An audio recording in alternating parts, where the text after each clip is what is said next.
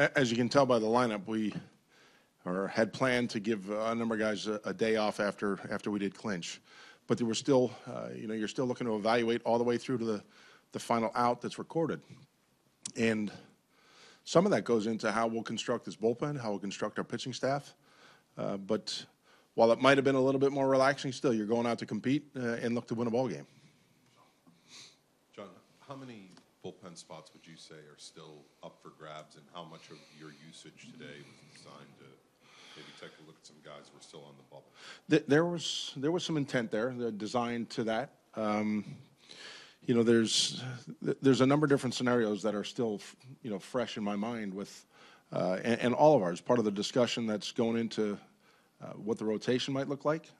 If there's a starter that could, help us in the bullpen, and how that meshes with the other guys, the other one-inning relievers that are there. So that's still ongoing.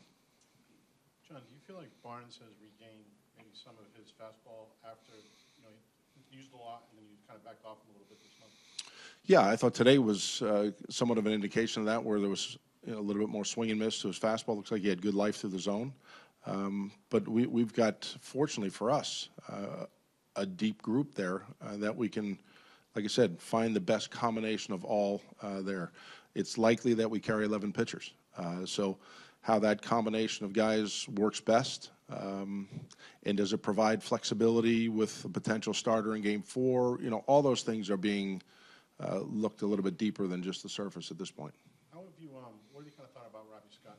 Not just overall, but maybe specifically against lefties? I think overall, good. You like the unique style, but on a day where it worked in his favor, where that lineup was really conducive to the way he throws a baseball, the way he attacks guys, that was a good outing on his part. But then you've got to look, what is their lineup going to look like as we saw in the first 2-3 ball games of this series? And is there the flexibility to carry a one-hitter type specialist? So all that, Pete, is being brought into this. John, just a thought on switching gears now from the regular season to the postseason. Yeah, and the gear shifts to the same team that we played 4 days in a row. The familiarity, I think, is a benefit.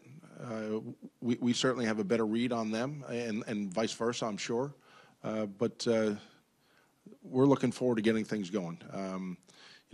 We've been challenged throughout this 6-7 weeks to close out this season, so it hasn't been, an opportunity to rest guys along the way. We've pushed and pushed, and our guys have responded in a great way. The resiliency that we talk about with this group is there, but come Thursday, it will undoubtedly take a different tone. We fully anticipate that. Concerning putting together the postseason roster, you've been involved a number of times in this. How's this year compared to others? Is this more difficult? It is, just because of some tentative health status with a couple of guys, two key guys, both Eduardo and Petey. So how you protect yourself with some depth. Obviously, you'd like to create some flexibility with defense late in the game, as we've seen over the last week or so. So, again, a number of factors are involved here, particularly the work days, the 2 work days with Eduardo, which there'll be a little bit of a sim game here for him tomorrow during the workout. So we've got some answers to collect still. Tomorrow or Tuesday? There's a workout Tuesday, full squad, but we've got to work with Eduardo tomorrow. Chris Sale getting his first start in the postseason. How do you make sure that the pressure isn't too great for him? I think the way he's handled his first season in Boston gives us every reason to believe that the added adrenaline will be channeled in the right way. We couldn't have asked for a player to come in from another organization through the trade that he was brought here with, the expectations that are steep, and he's handled them fabulously with the way he's stayed focused in doing his job. John, just to clarify from what you said this morning, you were talking about Eduardo playing the sim game. Tomorrow.